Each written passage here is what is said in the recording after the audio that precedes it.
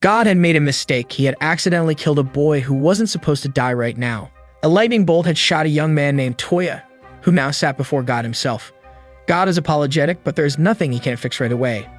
God makes him an offer. He will send Toya to another world. This world is filled with magic users and magical creatures, and since God wants to make amends for the mistake he had made by accidentally killing him, God gives him strength and proficiency in magic so he wouldn't die so easily in the next world. Little did Toya know the strength and proficiency that God gives him is beyond too powerful. Toya is fascinated and agrees to be reincarnated in that world. He does have one small request. He is a teenager and so he cannot part with his cell phone. How else would you make edgy tweets? God gladly agrees. He even makes the phone usable and adds in locations of the new world in his Maps app. Classic God, rather than fixing his own shortcomings, he's just going around making superhumans instead.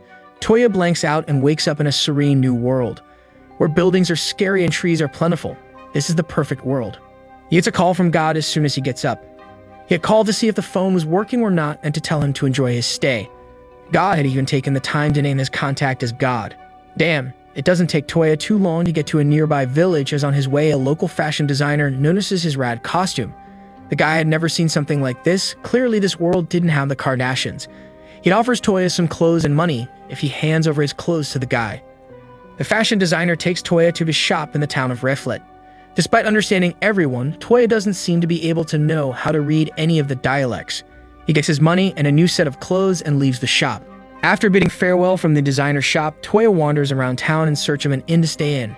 He suddenly notices that two goons are threatening some girls. They have in their hand an ice horn bought from the girls for which they refuse to pay the right amount. 1 gold coin. Toya then interrupts the goons. He buys the horn, snatches it from the goons, and shatters it right before them. He had hoped this would distract the goons, but they rush to beat him up instead. However, thanks to the enhancements done by God, Toya beats the goons up pretty easily. It's almost as if they hit him in slow motion. After the whole incident peters out, the two girls introduce themselves as twin sisters Elsa Sihueska and Linz Silhauska. Toya introduces himself with his full name, and the girls think he is from another country called Ishan and decide to help him out as he's a foreigner. Toya pays them for the horn and the sisters are very thankful. They guide him to the nearby inn where they are staying as well, and the next day the girls take Toya to a guild nearby from where adventurers could take on missions and get paid in return. As they scour for missions on the board, Toya has no idea what he's looking at since he can't read at all. They decide to form a party and go on a mission as one unit. After the first mission is over, Toya asks one more favor from the girls. He asks them to teach him about magic and also how to read and write. Since Linz is proficient in magic, her sister volunteers her to help Toya. Linz tells him that a person needs to have certain aptitudes to use certain types of magic. To begin with, there were 6 kinds of elemental magic: water, fire, earth, wind, light, and darkness, and a special form of magic called the null magic. A person must have inbuilt skills in order to use each kind of magic. Toya is not sure if he has any pre-built skills, but he trusts in God, who had told him that he could use any magic he wanted. Linz further adds that there are 7 stones of magic that can be used to test aptitudes, and so they do just that. With God's blessing from earlier, Toya turns out to be an absolute champ and has the ability to use all 6 elements and null magic as well. The girls are shocked as they have never seen or even heard of anyone who could use all 6 elements. On top of that, the null magic gate that Toya is able to do is very powerful. With this, they can travel from one location to another in a matter of seconds. Toya feels a little bad because he was handed this ability without any practice by God. It almost feels like he was cheating in a game. A few days later, Toya has already learned to master most of the elements and their spells, and so the party takes more advanced missions, which gives them more money. They take up one such mission, which is to deliver a letter to the royal capital. As the group leaves for the capital, they notice a weirdly dressed woman being bullied by a group of men. She appears to be hungry, and despite being able to beat the group pretty easily, her hunger gets the best of her and she slips. Toya and his group, however, appear just in time to help her out. They run away to a secluded place before the soldiers arrive. The girl introduces herself as Kokono Ye, and she is from the country Ishan, which explains her weird dress. Ye tells them that she had lost all of her traveling expenses on her way here, and she was very hungry and lost. The group decides to help her and give her a treat at a nearby inn. After having 5 people's worth of food, Ye finally tells them that she had left home to embark on her swordsmanship, as she came from a family of samurais. She was currently traveling to the capital to hone her skills and challenge some people on the way. The twin sisters tell her that they were going to the capital as well, and so all of them decide to go together. On their way to the capital, Linz hands Toya a book of all the spells related to null magic. Usually null magic is personal and one person can perform only one type of spell, but Toya decides to take on the challenge. He reads all of the spells from making someone to slip, transfer small objects from one place to another of ports, and even heighten his senses, enhance sense. Just as Toya uses the spell to make his senses sharper, he realizes that he can smell blood from somewhere around, and the group quickly rush to that place. A gang of lizardmen had managed to overwhelm a handful of soldiers that are escorting someone through that place. From nearby, a mage is chatting spells and summoning more lizardmen to fight. Toya and his group quickly reach there and attack the lizardmen one by one, and even manage to subdue the mage who was casting the summoning spell. Someone was hurt badly with an arrow stuck to his chest, and Toya uses the transfer magic first to remove the arrow piece from the chest, and then uses the heal magic to perfectly heal the man back to how he was before. Toya is OP. The girl in that carriage, Sushi Ortland, turns out to be the daughter of a local duke, and the man hurt was her steward, Liam. They were traveling to the capital and were ambushed by the mage. Having lost many men, Liam then asks for the party to guard them till they reach the capital, upon which they would be rewarded handsomely. Toya and the group agrees and accompanies Sushi and her men back to her home. The Duke, Alfred Ortland, is glad that his daughter is safe and sound and thanks the group with all his heart. He even asks them to stay for lunch. As Toya and the Duke converse while having tea, the Duke reveals that he had sent his daughter to his grandfather to learn a special null magic spell. His wife had been sick and blind for some years now, and if somehow Sushi could learn that spell, she could have saved her mother. However, null magic is personal magic, and not everyone can perform the same spell. So Sushi's journey had been for nothing. It was almost as if destiny had sent Toya there. He offers to try his hand at the spell. He places his hand over the Duchess's eyes and uses his magic. The Duchess opens her eyes after many years for the first time and is able to see her husband and daughter. The family reunites once again, this time in full health. The Duke is so happy with all the events of the day that he offers the group 2 astounding gifts. The first of which was 40 platinum counts, which according to Toya's calculations were almost 40 million yen, and 4 badges that will allow them access to checkpoints and all the facilities of nobility. With everyone happy, the group finally leave to deliver their letter. Ye, who had previously thought to stay back at the capital, decides that it would be best for her skills to follow the all-powerful Toya around, and so the Toya's party had now gotten one more permanent member. After carrying out some shopping in the capital, the group returns back to Reflet. Some time has now passed, and with his smartphone's help, Toya has managed to introduce some items from our world to the magical world. He has brought desserts like ice cream and cream rolls, as well as games like shogi, a type of Japanese chess, to the world. They often visit the Duke and his daughter thanks to Toya's gate ability and spend time together eating cream rolls and playing shogi. One day, the group decides to take a mission from the guild in the capital and take on a mission to search the ancient capital grounds. The royal capital had been changed from there about 1,000 years ago, and now it had been haunted by headless knights. With Lin's and Toya's magic and Ye and Elsa's brute force, they are able to make quick work of the knights. Toya then uses his new null spell called Search to scout the area for any treasure and locates one underground nearby. They find themselves heading down a dark dungeon in search of the treasure and find a huge door blocking it. The door has many inscriptions in an ancient language, so Toya takes a few pictures of the inscriptions to study for later. He then activates the door lock, which reveals a weird-looking spherical object. As soon as the gate fully opens, the object starts transforming into a weird monster with a red glowing core. The whole dungeon starts to collapse, and the group quickly rushes out using Toya's gate spell. The monster, however, follows them, and the party quickly coordinates their attacks and finishes it off, but for some reason, it regenerates its body again. Toya realizes that the core is the main thing that they should destroy, and so with the help of Linz and Ye, he manages to separate it from the monster's body and throws it to Els, who smashes it. The monster then returns to its former dead self and crumbles to the ground. The party then goes to the Duke to report this unnatural occurrence, and Toya tells him that he will send him the pictures of the ruins after writing them down. The Duke has no idea about the monster, but he promises his mages will research this. The next day, when Toya returns with the pictures he had promised, he is greeted by the Duke at his gates. He tells him that his brother, the king, had been poisoned and wanted his help. Toya agrees to go with him. On their way, the Duke explains that their nation was about to make an alliance with the neighboring beastman nation of Miss Mad. The culprit is probably one of the lords against the alliance. The problem is that the king's only heir is a daughter, Princess Yumina, so if the king dies, the nobles would marry her off to someone they can control, and so they can run the country to the ground. The Duke wants Toya to use his recovery spell to remove the poison from the king's body before he passes away. Their carriage reaches the king's gates at a rapid pace, and the two are greeted by a noble called Count Balka. Something about his face just makes you feel he is the villain. He tells them that the ambassador who had arrived from the Mismaid kingdom was the one who had poisoned the king and was already taken into custody. Toya and the Duke ignore him completely and rush to the king. The king's men are gathered around him and watch in awe as Toya uses recovery, a magic known to be lost ages ago, to save the king. After this, Toya visits the dining room where the king drank the poison. He uses his magic to search for poison in the room. Once he has found the solution to the mystery, he calls upon everyone present in the meeting. The king, queen, duke, princess, the soldiers, and even the count are present. Toya pours a drink into one glass and hands it to the commander Leon to check if it's poisoned. The commander drinks it and confirms that the drink has no poison.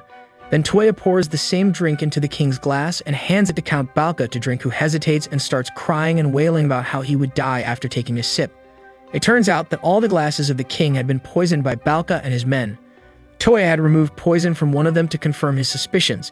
Count Balka is immediately captured. The king thanks Toya for his help with everything. The princess Yumin in particular takes her liking to Toya and proclaims that she wants to marry him. The king and queen don't even seem to argue. Turns out that the princess had a special ability in her eyes that could see the true nature of a person and their intent. Wouldn't that have been helpful to find the real culprit? Anyways, despite Toya's protests, the king and queen are intent on giving away their daughter to him. She must have been a real pain in the ass. While Toya doesn't agree to marry her yet, he does let her join their party. The king and queen give their blessings and allow Yumin to become an adventurer like Toya. They return back to reflect, and Yumin proudly introduces herself as Toya's wife to the rest of the group, who do seem a little bit disappointed. Yumin was a princess and the others were skeptical if she could fight, but she proves her worth quickly by showing off her summoning skills. She even teaches Toya how to do it, and Toya summons himself an animal.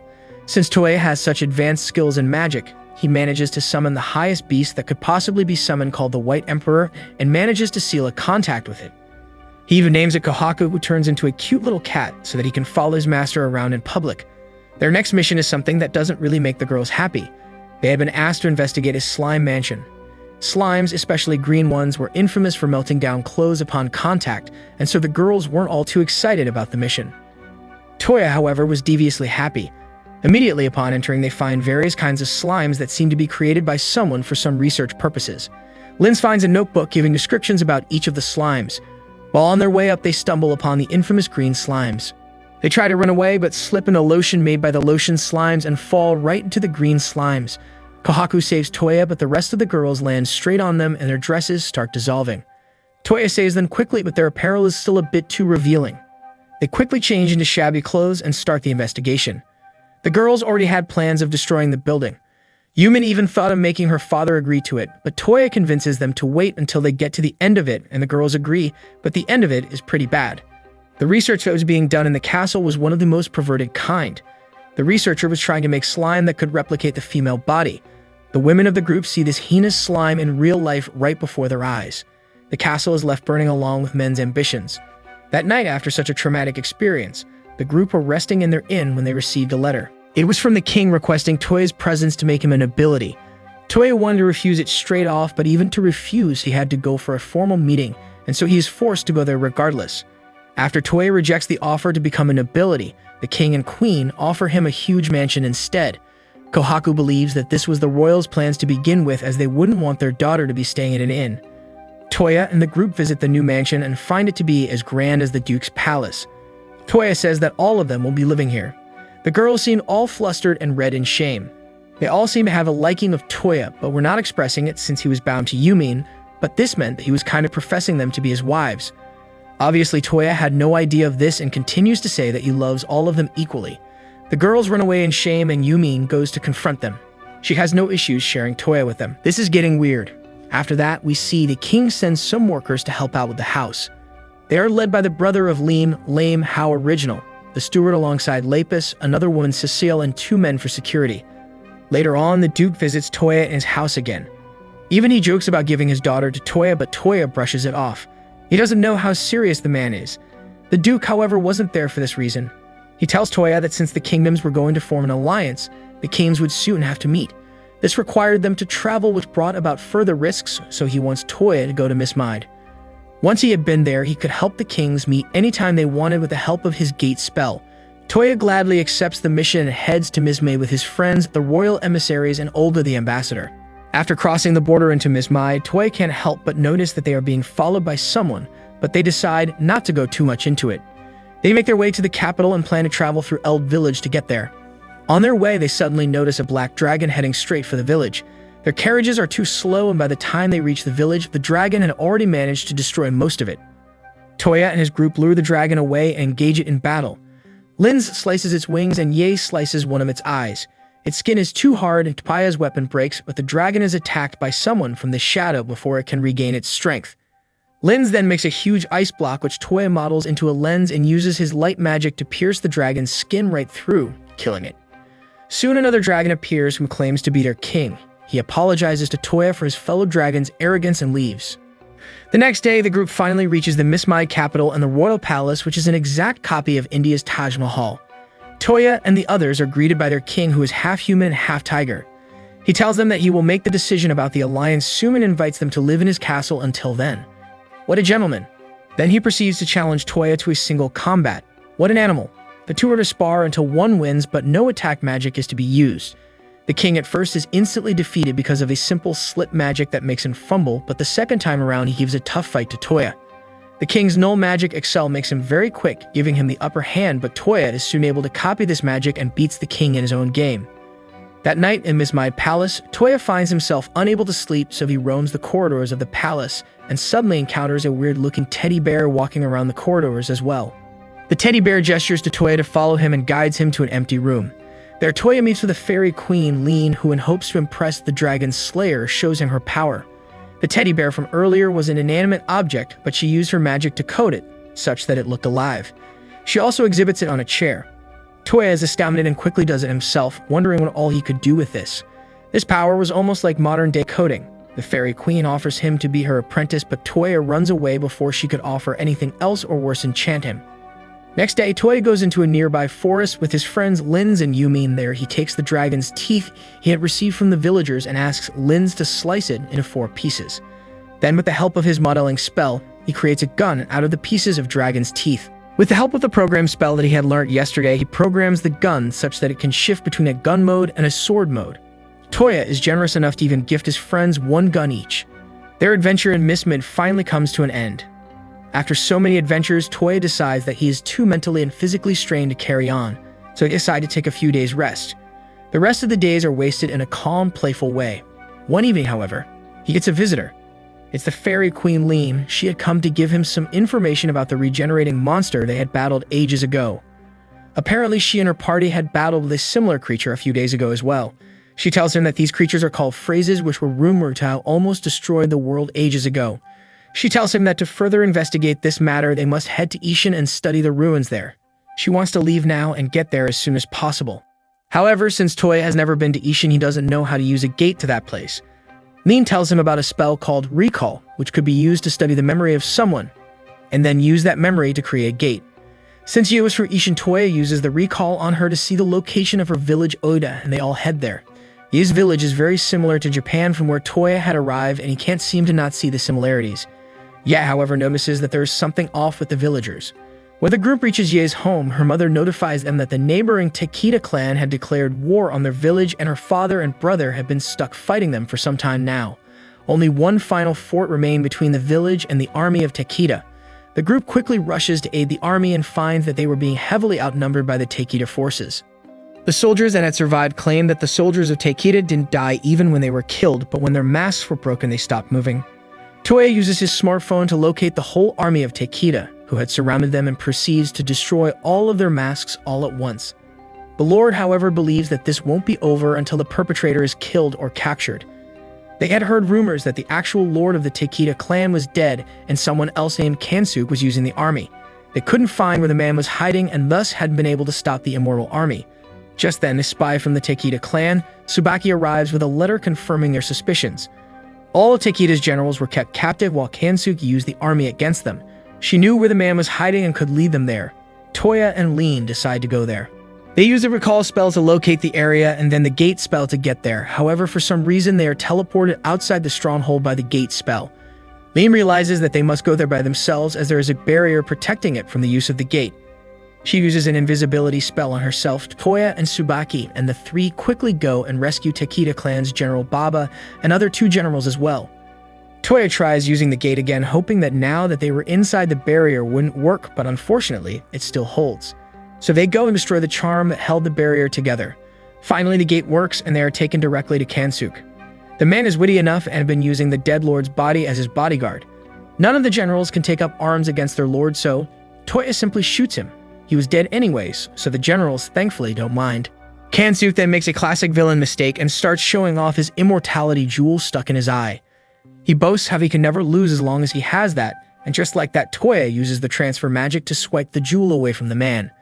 They all decide that it's best to destroy the eye. The man is then captured and peace returns to Oda.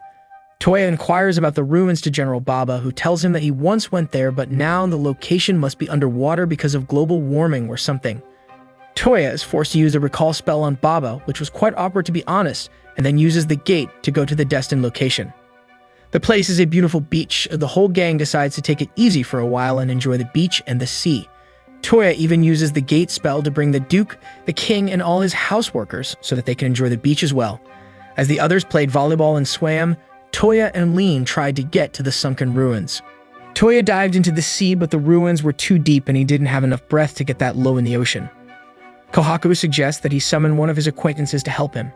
Usually, a summoning spell cannot summon a particular person, but with Kohaku's energy, Toya is able to summon the Sea Kings, Gen, a turtle, and a giant snake. They challenge Toya to a battle if he wishes to be her master.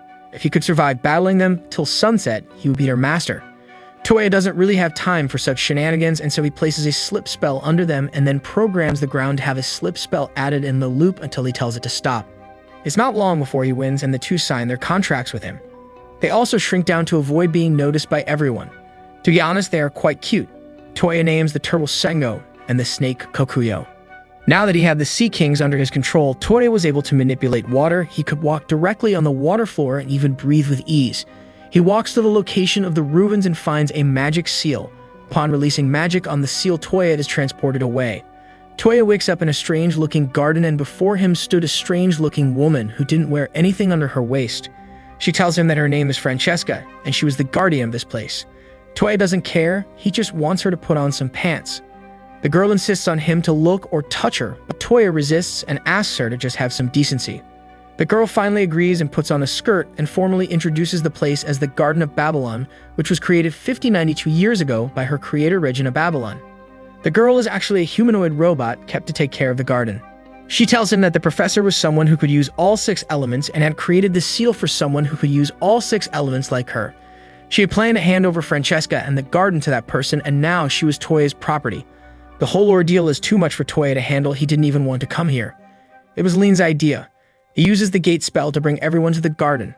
When they are all gathered together, Francesca tells them that there are many such floating Babylon islands all over the world created by her creator, each with their own guardian. She then declares Toya to be her master and husband and kisses him before everyone to take his DNA and register him as the lord of the island. The other girls are jealous. They can't stand that their lover is being kissed by someone else, and in that moment, Linz takes a step of bravery and professes her love to Toya and kisses him as well. The incident clearly shocks Toya, who locks himself in his room. Yumian asks permission to enter and tells him that she is very angry that he let 2 women kiss him before her. After all, she was the one who was supposed to be married to her. She asks him to kiss her if he is to subdue the anger, and Toya does so. The girl was 12. Someone call the cops. Linz had heard all this as she had been hiding in the room with Lean's invisibility spell.